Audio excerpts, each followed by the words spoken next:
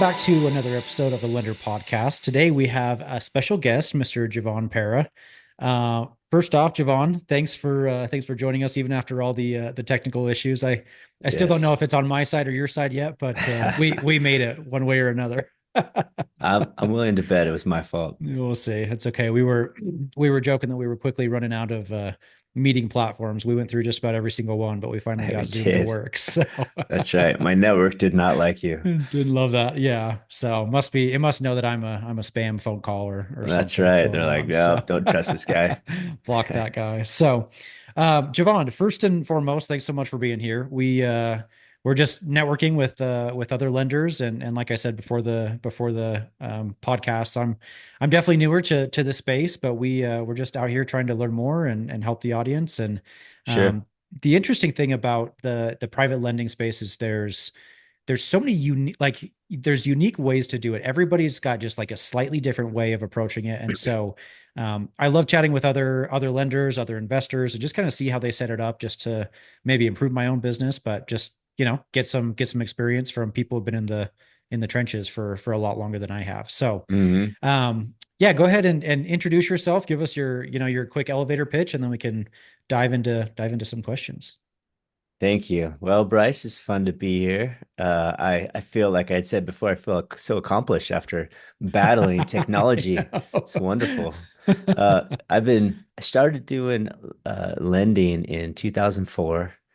And so it's crazy that 2004 was so long ago, or 20 It doesn't years feel that long ago. ago. Yeah. I'm like 2000, 1999, that wasn't that long ago. I have a 9-year-old, a 6-year-old kid. They're like, that's Like, what are you incredible. talking People were about? alive back then. I know. I won't even tell you how old I was in 1999. So Yeah, so I'm getting up there. And we it my lending part my time in lending's changed over the years, but I've done all kinds of different things, but it's always revolved around giving money to people who want money to either buy or take out money from real estate, 1 to 4 unit, multifamily, commercial, but all real estate. And over the last 3 years, I've been helping run a debt fund, so private money debt fund. We take money from private lenders, or I'm sorry, private investors, usually people we know, and then we have autonomous uh, rights to put that money out into the marketplace to earn interest or give our investors back payment for the use of their money, and we make our money by hard money lending. So 12-month notes, usually 1 to 4 unit residential, but we do just about anything that we think is a good deal. love it. I love it. And Yeah. I assume when you say debt fund, I assume like a 506C. Is that what you guys are using? Well, it just depends, but we got about five of them set up. Oh wow. But the general idea of the fund is we make it easy to get in. So whether most of them are accredited investors, but we have a couple of them that you can get in without being accredited. But most of my time is not on that back end fund structure or even Mm. the fund management, even though I do it a little bit. Most of mine is the front side, the originating of the loans that helps pay the investors and keeps the lights on. And so That's right. That's I'm right. looking at real estate all day long. I'll look at 30 or so scenarios on average a day and tell most of them no. Yeah. Yeah. I'm the official killer of dreams. Sad. You're the bad guy, huh? I am, yeah. But Okay. you're the gate for the money. We got to keep our investors safe. And so, Absolutely. No, that's a very important role. I was gonna say so as a newer lender, I have a hard time telling people no, mainly because I want to help everybody. If they've got a deal on yeah, lockdown, I'd love to help them. yeah. You What's don't your get paid for no's either. That's the That's true. worst. That's too bad. You'd be rich No, if you I if you know. did. I don't get paid for no's either, even though I'm a What's your professional. like, do you have like a script that you use, or like what's your kind of like typical spiel when you say, hey, this doesn't really fit our criteria, but what's your typical rhetoric, if you're turning down 29 out of those 30 every day? Oh well, I'm more than that. We'll. I mean, this is not your question, but I'll see 300 deals before I'll say yes to a deal that works. Wow. But this is our money that we're entrusted with. And so we're really particular. And in hard money, you get just wild stuff. It's just, silly things that no one will lend on. And so most of it's a very quick no. A lot of it Mm, has some analysis, but it really depends on where you're at in your career, or where you're at in just your where you're at in business. Because if you have a lot of time, you can spend it differently, right? If there's extra time, maybe I'll spend more money with this broker. Most of my deals, that it's not directly to the consumer or the mm, sponsor. Most of my deals are through brokers, and these brokers, real estate brokers, maybe like yourself, they're trying to get deals done, and they'll have a particular loan that can't go agency. Fannie Freddie doesn't want them. Govy deals won't want them. Non QM won't. Like, they can't get it done anywhere, but the borrower wants money, and the property is, it's a good property, let's say. Maybe it's low leverage. And so that's when I'll get the scenario, or at least that's the kind of scenario that I'll consider. And so um, if I had a lot of time, I would educate borrowers or in my case, brokers more. And I'd spend time with everybody and be like, no, I can't do that. Let's talk. I would love to share with you what we can do, what's a good deal, or what you could, if I'm just speaking directly to the borrower, here's what you can do to make it work. It's always a can't do this, but here's what we can do, or here's our next steps so that we can do it. So it's one to one. I see so many scenarios. I don't spend a lot of time with that, and so mm. I'm You all just about don't have the sit. time to do that. I don't have the time to invest into The education the piece. the referring partner or the borrower that doesn't qualify. But Mm, I do feel it's very important. And so what I do in order to still accomplish that, even though I don't have time, is I script everything. And so I use email scripts. And when I was in Outlook, there's they call it signatures. Actually, you could put as much scripting as you want in a signature, and yeah. it just pops down. I use the Gmail suites of sorry, the Google suite now, and so I have Gmail, and you get signatures once again in those that you could use. They call them templates. It's called Templates now. templates, Yeah. yeah. And so anything that I will say or write, in this case, an email, uh, more than a couple times, it instantly becomes a script. And so I'm always, no, I can't do this, but here's what we do do. No, I can't do it. Here's Uh, what we do do. Thank you so much. And so I'm always, with my no is always a man, thanks for thinking about me. And here's what we are looking for every time. mm. Um, and I like that actually because, like I said, I have a hard time saying no, but when you're kind of hiding behind your keyboard, maybe that makes it a little easier just to like, and I mean, not be like heartless, of course, but like, yeah, like, sorry, this doesn't fit our criteria. Like, but this is what we do and like keep us in mind for the next one. mhm. And to be honest, people, brokers in particular, or people, a fast no is so much better than a slow no. Mm, Slow no's are very painful, as in like yes. you've been working for a week or a month, and then you get a no.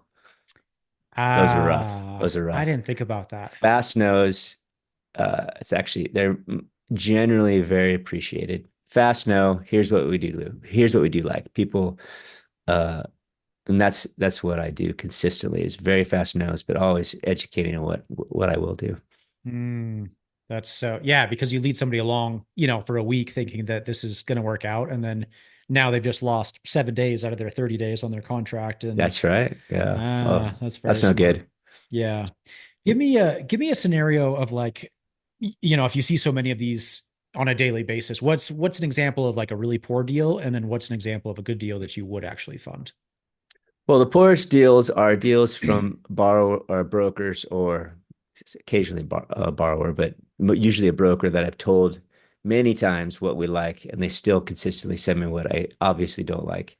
Mm, And to me, I don't want to work with the broker anymore just because and a few, one of our partners doesn't. He'll like block them. Won't even look at them anymore, right? Just because it's like, why am I looking at your things? You've been sending me deals for 3 years, and I've never done one because you don't remember on don't get it. purpose. Yeah. So in generally, I can't say for every lender, but There's leverage is the first thing to think of, meaning what's the loan to value. A lot of times a broker will call me and be like, well, it's got great equity. Well, that means nothing to me. Mm, Equity is just the dollar amount that's left over, but it could be 500,000, $1 million in equity, but still the loan to value can be 90% loan to value. It's just because of the value and how much loan is on it. And so, first of all, equity means zero to me. What's the loan to value? That's the leverage, right? The loan divided by the value. What's the exit? How are they going to pay me off? Because I'm a bridge lender. I want to be paid off in 12 months or less. That's a very unique situation. How are they going to do it? Um, and The property itself is the most important thing. Where is it at? And if the property is in really bad condition, unlivable, I'm not going to give them cash. We might do a renovation loan. If it's really leveraged up, and for us, 65% is usually a max leverage. mm, Um, but and then I'll start asking questions. Do they have any other properties we can cross? What's the exit? Can they take a shorter term? All these things that make it safer for us, so that I'm able to overcome some of these difficulties. Because in general, I'm not going to see a deal unless there's some difficulty, right? right. No, they wouldn't come for me if they can get a Fannie Mae loan. Right. It's Absolutely. like, should I take a 6% Fannie Mae loan or an 11% hard money loan Uh-huh. With some points and fees and yeah, others with to, some yeah. points, right? Yeah. It's like there's no decision there. So that I know there's going to be some dirt, so to speak. But what are all those factors? And the good deal is it's just a combination of those factors: low leverage, fast payoff, clear exit. That kind of like the property is listed. Right. We're going to Right. keep it listed. It's going to Yes. sell. Like, oh, that's very clear. I like that. Uh-huh. A poor exit. Well, the borrower's business is going to get turned around by your money, and then they're going to pay you Eh, off with all their profits. I'm like, oh, is I'm that relying right? on a failed business to turn around. Excellent. So the exit is foreclosure. Got it. Yes, got it. Got it. Well, what's funny too is like in the hard money industry, a lot of people say like, oh, you don't have to have good credit. You don't, it's all about the equity and the collateral and all that stuff, which To a is true degree. to a point. Yeah. But the problem is, like you said, this is a 12-month bridge loan. And if your exit strategy is to refi and pay me off, if you've got a 400 credit score, like it doesn't matter because how are you going to exit this loan if that's your exit strategy? You know? Right. I mean, there's just got to be a story, if they're gonna improve their um, credit to be able to get a Fannie Mae loan, for example. Well, how are they going to do that? How are they going to get from 400 to 640 or whatever the minimum is, right? In a For year's the time. Yeah. in a year's time, like did you try a what if scenario? Like, those credit rescoring programs that'll show you. It's like, okay, well, show it to me. How is that possible? Uh, and it's usually not. Right. And fixing your credit, especially when it's bad like that, it's years. Right. It's It's not it's an not a overnight thing. it's Yeah. not over. It's not as fast. It's not fast. Yeah. And the challenge that I have is working with brokers. The average broker, their intention is not to keep my investors safe, which is Right. my intention. They Uh, just want a their point or two. Yeah. their intention is to get paid, right? And Yeah. so I'm looking at two people possibly that are lying to me now: the broker and then the borrower lying to the broker, because it's there's a lot of savvy borrowers out there right now that know what kind of Mm, information to withhold got it. because It's they it's it's interesting that you say that you work so exclusively with brokers because we don't. We like I wouldn't say that we don't or we won't, but we typically just interface directly with the borrowers. uh-huh. Is that how does that typically work? It seems like it'd be more frustrating having that third party. You're playing telephone back and forth. It just kind of seems like a nightmare. Whereas you could potentially It skip can that be. altogether. How does that work? It can be. There's a lot of benefits though as well. So the downside is the telephone game, the extra cost, not knowing the real picture, because it's harder sometimes to get to the real dirt. That as a lender, I would be more direct with the consumer that was actually using the money. That maybe the broker's trying to, keep everybody happy to save the deal because they want to get paid, and I don't blame Right. them. I like getting Right. paid too. But going retail, right, direct to consumer, that has its challenges too. First of all, the retail world, they have no consideration of time. Uh, it's not my favorite to work on the weekends. I tend to do it, but as a broker, like business to business kind of uh, business, like a lender would, like we have the money, so we're acting like a bigger lender where we would really only work with another business, like a broker, so to speak. It tends to be better for office hours. And then the other thing is we have a layer of risk that's that's mitigated a bit because now we're going through this media intermediary, really that broker. And so it's got its value. And then also brokers are easier to find. So our marketing, you know, I is didn't think could be about through that. the roof because every broker wants to be found. Every borrower, that's tough to find. It's an expensive and a competitive game to find borrowers. Mm, interesting. Oh, those are really good points. You mentioned something about cross collateralization. If you have, like a deal that's maybe not amazing, but they've got some equity and some other properties. Mm-hmm. Can you tell me, like, I understand, obviously, we're gonna encumber this other property. You're gonna put a lien on some of these other properties. Can you tell me how the mechanics of that physically works, though, as far as like a document perspective goes? So, like, let's say I'm trying to buy property A. I also have property B and C that I currently own. Mm-hmm. What do you as the lender have to do to encumber properties B and C from like a documentation, title, all that perspective? Well, the simplest answer is title tells us what we need. That's the simple answer. Like we Okay. want to encumber these properties. It's one loan and it's crossing all these properties. What do you need? And so, you know, if you don't know what to do, start with that. Title's going Ah, to tell that's a you. good point. That's Um, and if I get a clear title and my lien is showing up on the chain of title, um, we're good to go. And the value's there, of course. So appraisal, we confirm the value, title's clear. Um, they're insuring us that our debt is secured to the property. We're good. If trust deed state, deeds filed, and title does its deal, and it's going to be usually there. Usually we're second because there's usually debt on the properties that we cross. So as long as that debt is permanent, like we're not going to go behind a private money first or any loan mm, with a balloon payment or any loan that's too big, right? We usually won't go behind a loan bigger than 1.1, 1.5 million. Because if we do foreclose, we would have to actually take over that debt to assure our position, and so that's can be expensive if that first, it's like we only want 30 grand. It's like, well, the first is $4 million. yeah,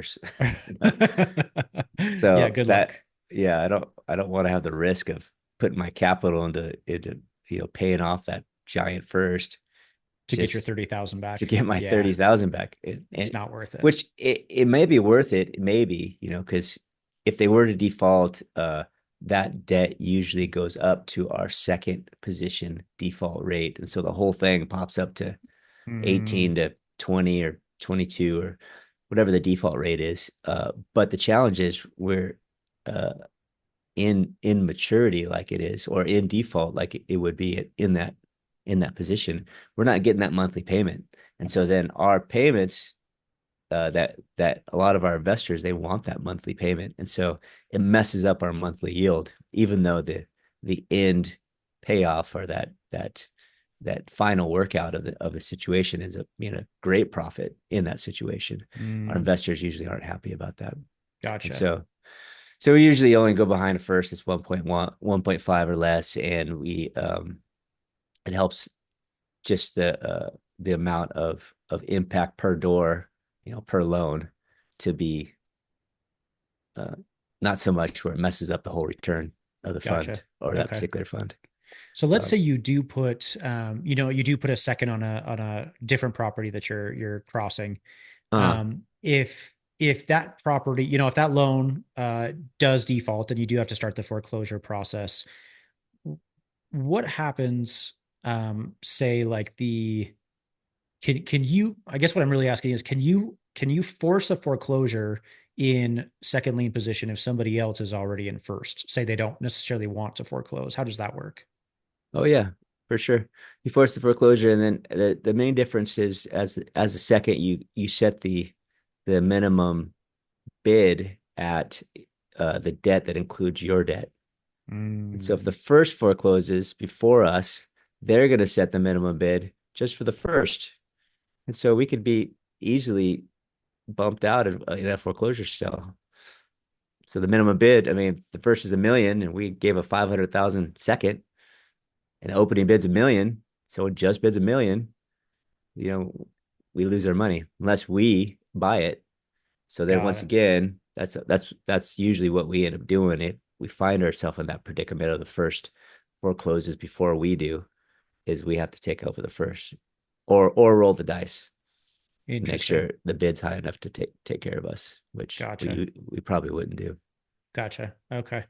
No, that's very, very interesting. Like I said, we're actively lending, but we're definitely newer to the space and we've never had to, luckily we haven't had to have that as an issue yet. I know it'll happen at some point, but Yeah, it hasn't yet. So, we'll enjoy it while it yeah. lasts. Foreclosures are a pain in the butt. Let me tell you Mm, that I've gotten quite a few times like, oh, you're loaning to own. I'm like, loan to own. Yep. we're definitely not loaning to You're own. like, I It's don't want the it's property. That's the it last is a thing I pain. want.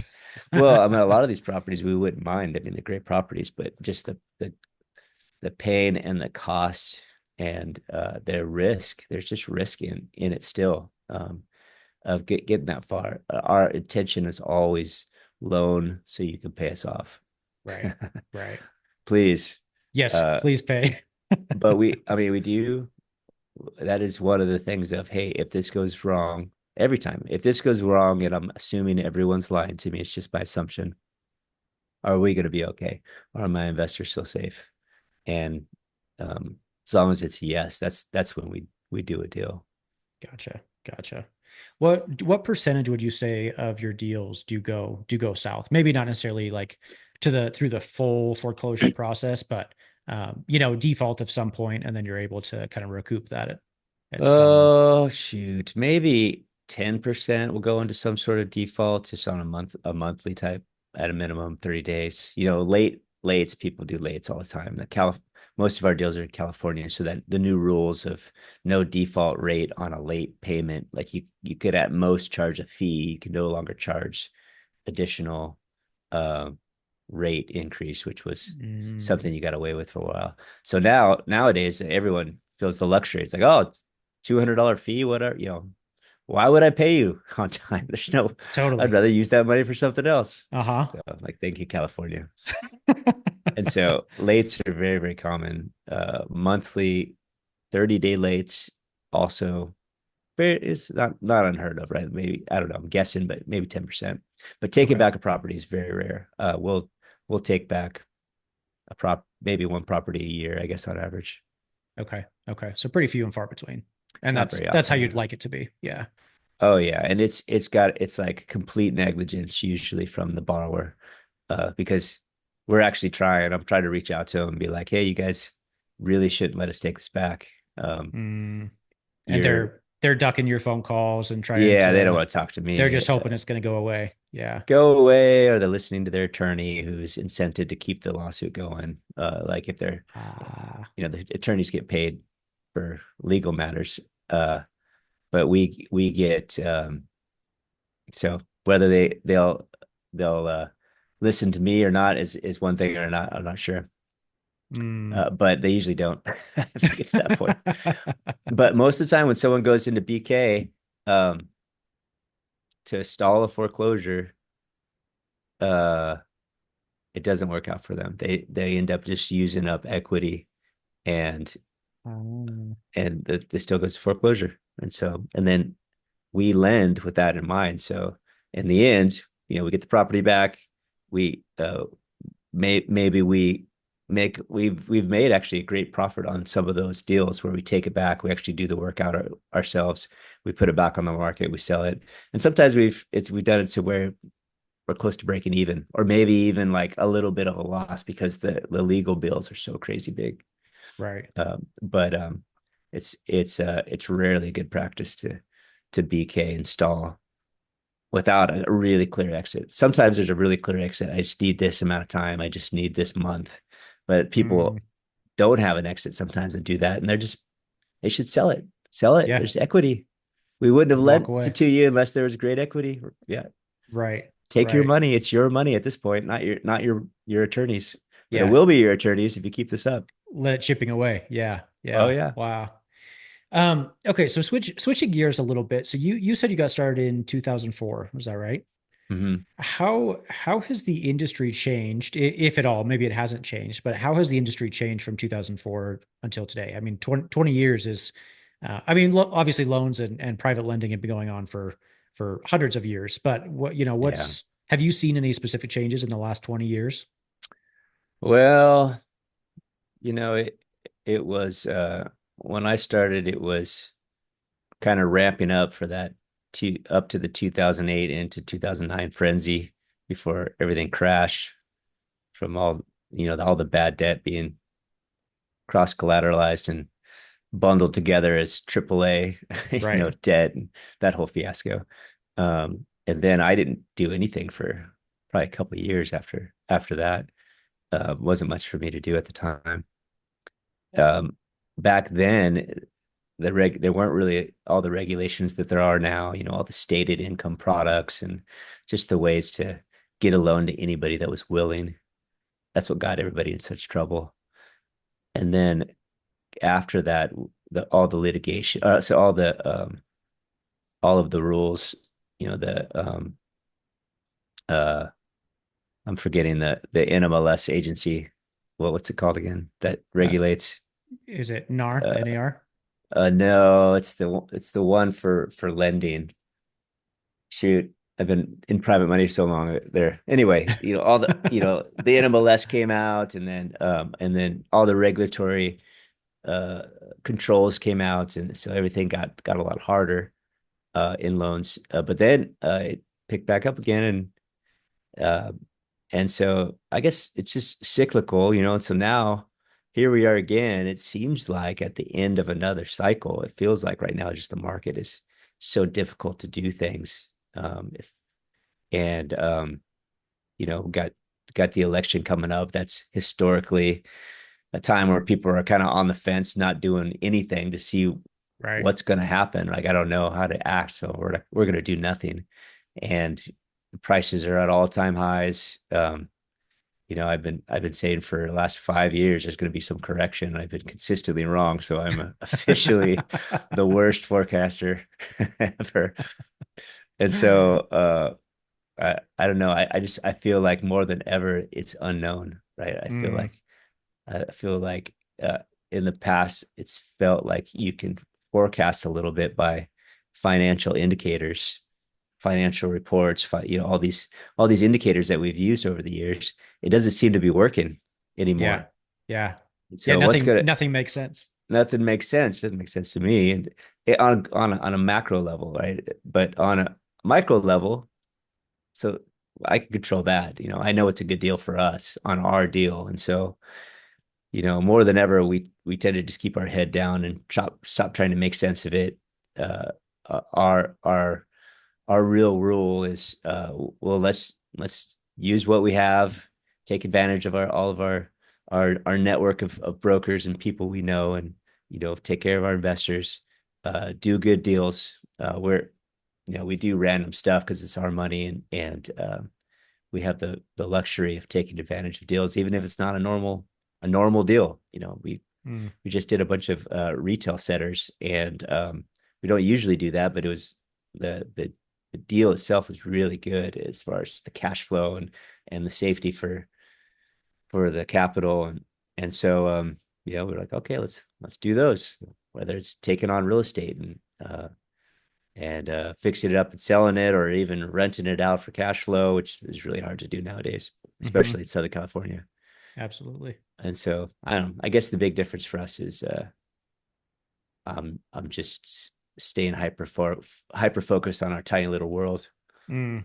And because trying to stay everything else. conservative too, just to make sure that, nobody loses their shirt and everybody makes money. Yes, don't lose the money. Yep. Number one Yep. rule. That's right.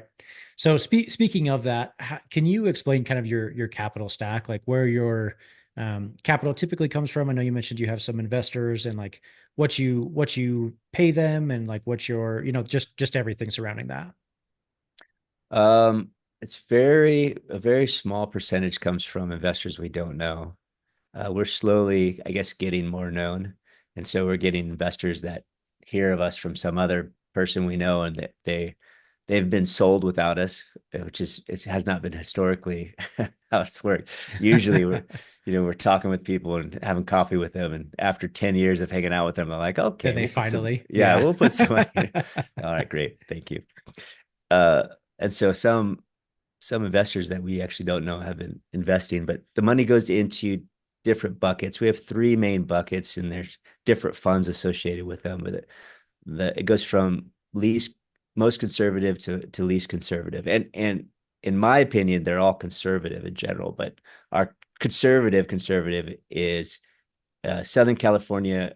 It has to do with where we're going to use the money. So the most conservative pays the investor the least, but it's like grandma grandma wants to invest. What do you put her in? Ah, So like, all gotcha. right, grandma, you should put it here. We're going to give you 7% return. It's kind of like a savings account. We're going to lend this on Southern California real estate, close enough for us to drive to, 50% or less loan to value. Um, you know, good credit borrowers, homes in really great condition. It's all coastal property. Uh, if these guys default, we're super excited. We're stoked. Mm, Grandma, you'll make your money safe you'll for make sure. hay. Yeah. Yeah, everybody's gonna do good. Our traditional, our first cast fund, uh, that one is usually it's a max of 65% leverage. We'll cross other properties to get more leverage for somebody. But even still, the combined loan to value would be 65% or less, usually, unless it's like, once again, really close by. We know the market really well. Maybe it's a shorter term. Someone wants a 3 month note, let's say. We've done a couple deals at 70%, but the funds uh, average leverage is about, I think we're at 58%, something like that. So Oh, wow. so generally we're lower leverage in general, but that one will go up to 65 usually. And a 12-month note. And that particular fund's been paying investors around 10%, 10 to 10 and a half, 11 over the last 3 years. And then we have another one more fund that's that particular fund. What it does with any of our other ones default, the third fund or the third bucket really buys the loan from the other funds, because the first two funds, usually those investors want a monthly return. So this last one that Mm. buys the debt, if it's defaulting, pays quarterly, and but it pays a lot more. So 7% for the investors on the conservative, usually around 10% to the investors on our normal one, and then the one that buys the debt, if it's defaulting, it'll pay 13 to 18 depending on the quarter Oh, percent return. wow. But when it buys the debt, it's already at 18%. That's the default rate. And then if we work the deal out, if we actually take it back and do a whole workout and sell the property, that could easily be 100% return on that Yeah. quarter. Yeah. That's so interesting. I've never heard of people, divvying it up like that into different buckets of like ultra conservative, conservative, and then maybe a little higher risk. That's Mm, very, very interesting. That's yeah. that's cool. Very unique. Yeah. Our most popular, surprisingly enough right now, is the lower interest return, because it's super safe. It's Yeah. like as safe as it gets. It's boring money. Got any boring money? All right. Uh-huh. I We'll mean, take it. you're essentially like a high yield savings account. I mean, a little Yeah. better than that, but yeah, it's definitely And we could not. work out liquidity. It's usually a year. You have to lock it up, but there's different ways to get the money too if you need it faster than that Wow. for whatever reason. And have you found at this point in your lending business, do you have more capital than you have deals, or do you have more deals than you have capital? We always have almost infinite amount of capital, and so it's all about the deal. Mm, And the reason it's infinite capital is we have many of our investor relationships don't want to be in the fund, at least any more than they already are, but they're deep pocketed investors. And so every time we have a deal and we're our fund is tapped our liquid fund. We also have lines that we can leverage if we needed to take advantage for um, with the leverage. But we have these investors that are like, you got this deal, that's a good one. Let me know about it. And so every time we got, all right, Bob, you know, all right, Chris, Gotcha. got this deal. Are you in? Like, oh, that is a good deal. Okay, I'm in. You've got all the capital you need. So whenever we need the money, we always have had it. Yeah. That's amazing. So definitely more. If we would love to have a problem, we'll have too many deals. Having too much money is we it's not a good one to have. Right. Hurts the return, right? It's money Yeah, sitting it around. does. So Yeah, it does. unfortunately, that is the problem that we have when we have a problem. Gotcha. Gotcha. Money sitting around. So please send us your deals. That's Let right. us give you money. Tell me more about how like your loans are typically structured. I know you've said you've got 12 month loans. What do your points and interests look like? Is it pretty static, or like do you have different loan programs for different like LTVs and leverage and things like that, or is it just blanket, this is what we offer across the board? I've developed some guidelines that we loosely follow. The benefit and the challenge that we have, they're all in the same. It's in the same thing is that we could do what we want, right? So I don't have another entity to get approval from. Me and Bob and Aaron sit in a room, be like, hey, this is the deal I have. This is what I want to do. You guys have any concerns or any layers of risk? I don't see. Like, no, that sounds good. All right, let's do it. And then Ah, that's it. And so when you have that kind of flexibility, um, you're able to look at a particular deal as an investor. Is this a good investment? And if it is, then we're gonna do it. We want to, is the money safe? Yes. Are we gonna get a good return? Yes. Let's do it. And so because of that, I my guidelines that I've written, I I run over them all the time. Say we can't do something, we do it. Say we can do something, I don't do it. mm, And it's just because I'm looking at everything like this is my deal. And that's the big difference that uh, agency borrowers or agency lenders have a hard time with is agency lenders or govy, or even the non-QM world, they're guideline driven, meaning they're looking at a guidelines and be like, oh, this is what they'll do. And if you're an investor, if you're a dude sitting in a room with a bunch of money, you're, some lady who just inherited or maybe made her wealth by being smart. With real estate, you look at it every deal and you're looking at all the risk versus all the possibilities for reward. And you're making a smart decision because of that, from that. And that's what we do. And so every single deal is different. But generally speaking, I am I'm looking at a deal for leverage. First of all, it's about the property. We're primarily an asset driven lender, where is the property a low leverage deal that if we had to take it back, we would make our money back plus. So generally speaking, if that's set up, I could do someone with no or low credit. I could do someone with no exit. Um, I could do no income, no reserves, none of that. So a pure asset lender. If we like it, we could do it. mm. But at the same time, I'll be like, well, how much What assets do you if? have? Yeah. Yep. Yep. What's your credit score? Do you have an income? Are you able to pay a payment? You know, uh, I'm asking about that other stuff just because I'm like, well, I am an asset lender, but what about that other stuff? What's actually going to happen? And so I'm trying to foretell what's going to happen in the future because I don't want to foreclose. Yeah. It's And it's no, too it's very it's important. expensive and it takes too long. I'd rather lend money and get paid back. Yeah. Well, and I have a strong personal belief too that if people can't handle their own personal finances, what makes you think they're going to be able to handle a rehab project, or like it's just of course, if you have poor credit, what makes you think you're going to be Yeah. able to handle an $80,000 renovation budget? And if you're Rehab in deals, California, like 80,000 is probably mismanagement. nothing Yeah. for you guys. Yeah, it's like way Mismanagement is the bigger. number one reason deals go sideways. It's not the actual bullets of the deal. It's mismanagement of the sponsor. Mm, Yeah. mm. So that said, sometimes we do it anyway. We're like, wow, this is going to be a mess. Approved. Because in that way, it's because of the property. It's just like it's a low leverage It's just too property, good of a deal. You can't pass it up. and where we like, it's like, oh, well, we are hard money, we're not picky.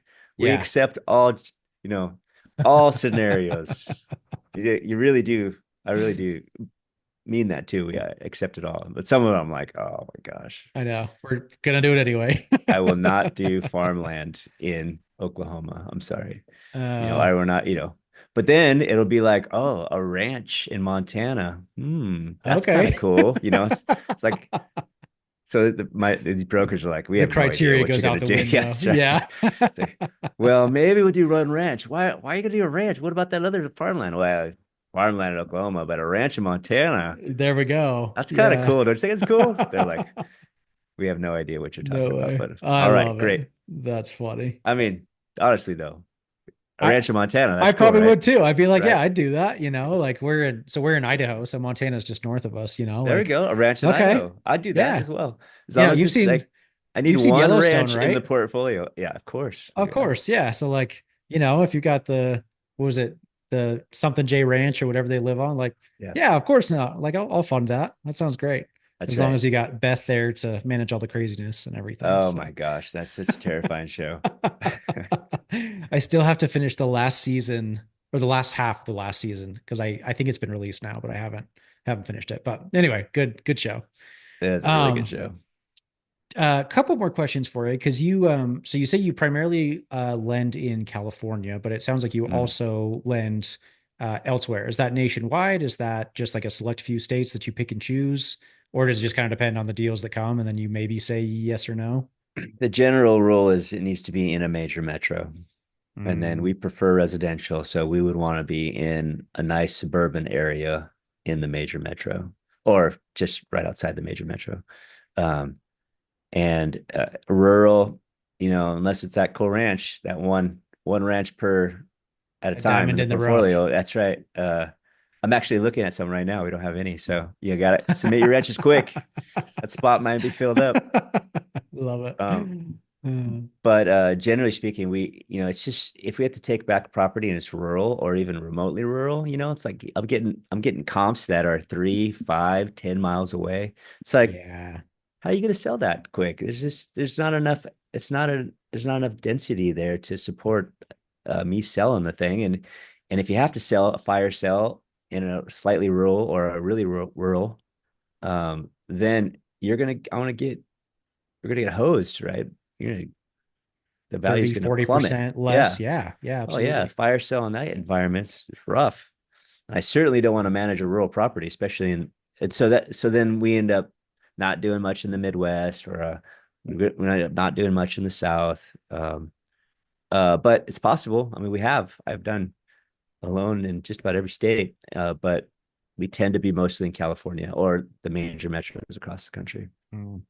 I know that California is notoriously difficult as far as, I mean, a slew of whole other things, but I'm sure with Oh with yeah. lending, there's definitely some unique circumstances. Do you find, I guess obviously because you're currently lending in California and you have continued to do so, but when you lend outside of California, have you ever thought to yourself, oh, this is way easier because there's not all these restrictions or like you mentioned with the late fees and all the regulations and rules and things like that. Is there Yeah. That there's is a reason nice. why you like stick specifically to California, or mainly just because that's where you live Well, and that's how it we is? stick to California because we know it and we know what to do with it if we have to take it back. And we Mm, know the rules. California is really hard, very difficult. And it seems like the politics are designed to make it difficult. You can, depending on how far down that road you want to go. It's what it seems like. Um, but part of that's good. Barrier to entry in California is very high because it's super hard, and the price point for real estate is super high, and so it's very risky and a lot of cash to get mhm. into the market around here. So that's nice. We figured it out, and if the worst case scenario in all of our deals, I know we're going to be okay. So it's a great model. But yeah, it is nice to go outside of California without the rules. Super nice. I like the flexibility a lot, but it's actually the asset itself that's most important to us. And we like California properties the best. Hmm. Very interesting. I love it. Okay. I mean, it's just you to sell it, especially at our leverage, we could sell the properties that we lend on super fast if we ever All took them day back. long. Yep. Yeah, and make a ton of money doing it. And so very hard, yes. You know, super litigious around here, yes. Um, high price points, yes, but also high profits if you do it right. Yeah. Still a very good business model nonetheless. Hmm. I love it. I love it. Okay, last Yeah. question for you. If you could go back in time and starting over what you know now, what would you tell yourself? What advice would you give to yourself or even someone like myself who's only been in the business for a year or two? Be a financial advisor. Why do you say that? I'm, I'm kind of joking, but Okay. I was a friend of mine started as a financial advisor when I was starting as a in lending, Oh, and and he's done so much now better. that guy he's got this giant pool of funds that he manages, and he's just like off every day at 2, Going hanging out. golfing. He's Yeah. just like he's just this super fit, beautiful man that makes a ton of money doing nothing. I'm like, dang it. Going to work every day, all day Uh, long. So if you don't go it was really hard for him though. So it was way harder for me. Um, but assuming you stick the same career, what would I change? Dang, I don't know. It's hard to say. I think if anything, the thing that would I would change if I could would be more surrendered to where I was at along the way. Because wherever you're at, that's where you are. And if you wish you're somewhere else, you're going to stress about it. And stress is not helpful. And all stress is when you're trying to do something that's impossible. So here's a couple things that are impossible. It's impossible to be doing multiple things at once. Like any particular moment, you can only do one thing in that moment. Even multitasking is not doing multiple things at the same time. It's yep. actually switch tasking. And switch tasking is very poor proper time management. It takes way longer to switch task. Mhm. So if you want to be efficient, if you want lower stress, um, there's different techniques of doing it, time management, I guess. But generally speaking, the more as like maybe an esoteric type thought is release everything else besides what you're doing and give yourself to it. And then in that surrender to wherever you're at, that's where the creativity can be to make something beautiful. Mm. And it's areas that you've missed that have the most value for you. But you can't see that value if you're thinking you should be somewhere else and Mm. doing something else or wishing you were someone else. And so be thankful to the weird you, the unsuccessful person that's at the wrong place. Be thankful for that. And then surrender to it. Be like, if you can answer yes to this, if this is all there is, I'm content. And if you can answer a yes, a heartfelt yes to that, that is the breeding ground for uh, high level creativity and satisfaction. Why do we want to be successful anyway for anything? We want to be successful because we think we're going to be satisfied or happy. Mm. But that happiness and the satisfaction is not going to come from accomplishment. It's just not. No matter what you're going to accomplish, if you get in the gear and the pattern, habits, and the mental construct that happiness is out there, it's hard to turn that off.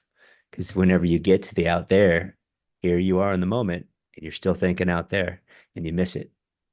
But if you end up finding your satisfaction right here, it's very possible to be right where you're at and do what you're doing for fun. It Mm. only takes a couple little tweaks. That's so good. I mean, that's just wise words of wisdom for anything in life, lending or not, and there was a quote I heard once, and it said, um, you have already achieved goals that you said would make you happy. and I was like, ooh, that hit me like a brick to the face. Like So true. we're all human. We're all in this hedonistic treadmill and we want more and we think we'll, and it's cliche. Everyone says like it's the journey, not the destination, but those cliches are out there because they're true. So Mm. that's very, very good words of wisdom and pieces of advice. Nicely done. Jevon, you just dropped a truth bomb with us. Yeah. I love it. Very, very good. All right. Well, Jevon, seriously, thank you so much. This has been too fun. I love learning from other lenders, and I mean this I got way more than I bargained for in this one. This is amazing. So I really appreciate it. That's good. Go ahead and leave the audience with all of your socials, your phone number, email. How can somebody get a hold of you if they have that ranch in Montana that they want to get a loan on? That ranch. I need one ranch. jcap.net is our website. You can email me at Jevon@jcap.net, JEVON at JCAP.net. My cell phone is 949-463-9898. There's a very good likelihood that you're going to get a text when you call me that tells you to email me because I don't answer my phone. But once again, this was earlier in the conversation. If I have the time, I actually do enjoy talking and educating and seeing and to be honest, Bryce, that talking about life and fulfillment and how to be happy and finding success. Those are my favorite conversations. And so, Mm. um, you once in a while people get trapped in these esoteric conversations when they just want a rate and term. Yeah. Like, get them, no way out. I'm sorry, you need to repent from your ways. I love it. Hence the email. Just email Javon. Don't call him because he'll give you a sermon. It's for your own good. You should just email me. That's right. I love it. All right. Well, Javon, I think we'll have to do a follow up podcast where we talk about mindset and the meaning of life because it sounds like you're Oh you're quite man. experienced on that. Oh man, yes, that's the good stuff right there. No one likes I to talk love it. about loans. No, that's right. Nobody wants that. All right. Well, for everybody listening, thank you so much for sticking around, Javon. We appreciate your time. Thanks so much for coming on. And Thanks, we Bryce. guys, we'll catch you next week on the next episode of the Lender Podcast.